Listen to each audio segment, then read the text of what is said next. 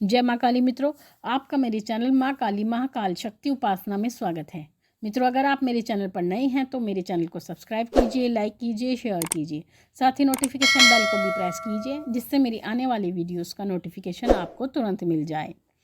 मित्रों, आज का जो विषय है वो विषय ये है कि जो भी आप धन संपदा कमाते हैं, यानी आप जो भी धनोपार्जन करते हैं, जो भी पैसा कमाते हैं, तो उससे संबंधित क्या नियम होते हैं, आपको क्या करना चाहिए, क्या नहीं करना चाहिए, आपका जो धन होता है उसको किस प्रकार से रखना चाहिए, उसी से संबंधित ये वीडियो है। और अगर आप अपने धन का प्रदर्शन करते हैं तो आपको क्या क्या हानि उठानी पड़ती है जीवन में, तो उससे संबंधित ये वीडियो है। वीडियो को ध्यान से सुनिएगा, आपके लिए बहुत उपयोगी सिद्ध होगी। देखिए, आप एक व्यक्ति का जीवन जो होता है वो जीवन अपने संतान के लिए होता है, गृहस्थ के लिए होता है। और गृहस्थ को चलाने के लिए जो सबसे महत्वपूर्ण चीज़ होती है वो धन होता है। और जो धन हमें मिलता है वो धन हमें हमारे भाग्य से मिलता है। और जो दूसरा धन हमें प्राप्त होता है वो ईश्वर की कृपा से प्राप्त होता है।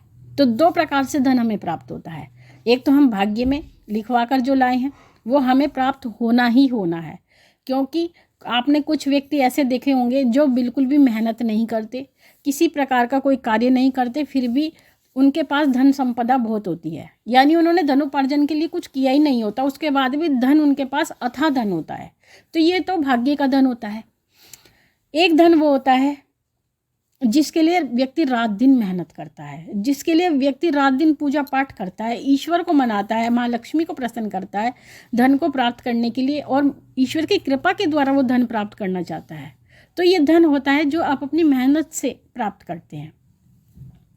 तो जो मेहनत का धन होता है वो बहुत ही चंचल होता है, यानी जिस प्रकार से वो आता है उसी प्रकार से वो कुछ चीज़ों को करने से बहुत जल्दी रुक भी जाता है आना, और चला भी जाता है। और इसका क्या कारण होता है, कुछ व्यक्ति ऐसे होते हैं जो बड़बोले होते हैं, और जो बड़बोले व्यक्ति होते हैं वो अपनी धन संपदा का बहुत व्याख्यान करते हैं, वर्णन करते हैं। तो इस कारण से क्या होता है, जब वो व्याख्यान करते हैं, समाज में व्याख्यान करते हैं, अपने रिलेटिव्स में व्याख्यान करते हैं, तो क्या होता है उनको ना नज़र लगती है, हाय लगती है।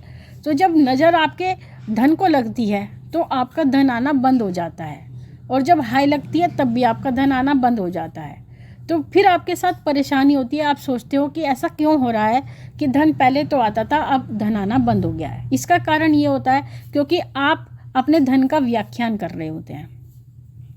आपका जो धन वैभव है, अगर कोई स्वयं देखता है, जैसे आपके घर में चार कारें खड़ी हैं या फिर आपके घर में धन संपदा है, तो वो तो एक दिखाई देने वाली चीज़ है, उसका आपको वर्णन करने की आवश्यकता नहीं है। लेकिन अगर आप ये कहते हो कि मैं इतने लाख रुपये इस महीने में कमाता हूँ या इतने करोड़ रुपये में कमाता हूँ, तो उस परिस्थिति में आपको नज़र लग जाती है, हाय लग जाती है।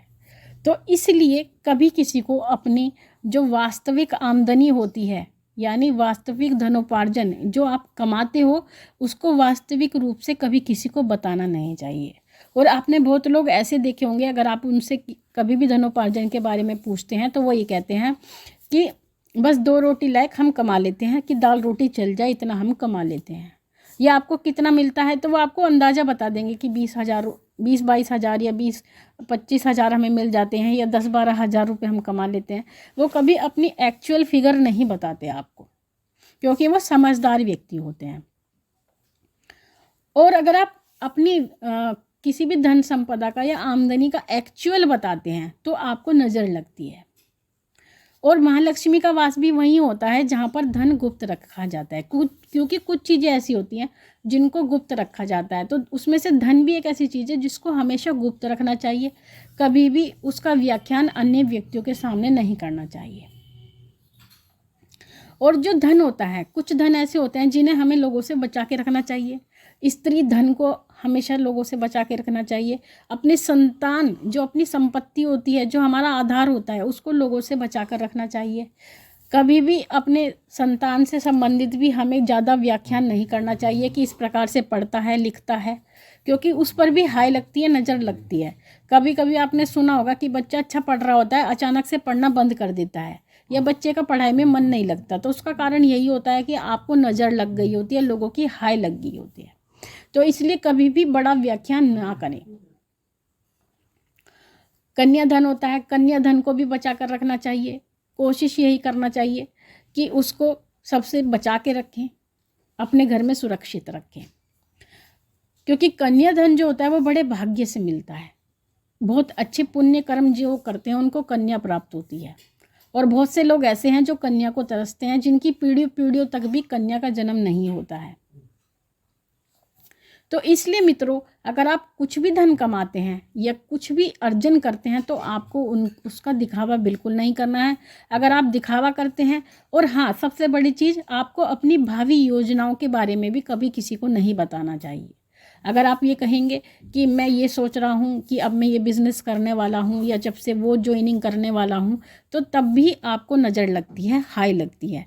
इसलिए जब आपका काम हो जाए, जब आप परिणाम पर पहुँच जाएं अपनी मेहनत की, परिश्रम के, तब आपको लोगों को बताना चाहिए। उससे पहले आप क्या प्लानिंग कर रहे हैं उसके बारे में भी आपको कभी नहीं बताना है। तो ये आपको विशेष रूप से ध्यान रखना है।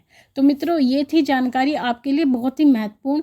अगर आप इसका पालन करते हैं तो आप स्वयं देखेंगे कि आपके धन में बरकत होगी और आपका धन लगातार आता रहेगा। धन आपका कभी रुकेगा नहीं, क्योंकि धन हमेशा गुप्त रखना चाहिए। ये माँ लक्ष्मी स्वयं कहती है, शास्त्रोक्त वचन है, इसलिए हमने आपको ये बताया है इस वीडियो में। माँ भगवती से यही प्रार्थना करते हैं कि वो आपके भंडारे भरती रहे, आपकी सभी मनोकामनाओं को पूर्ण करती रहे। आपसे फिर मिलेंगे अपनी अगली वीडियो में। तब तक के लिए जय महाकाली, जय महाकाल।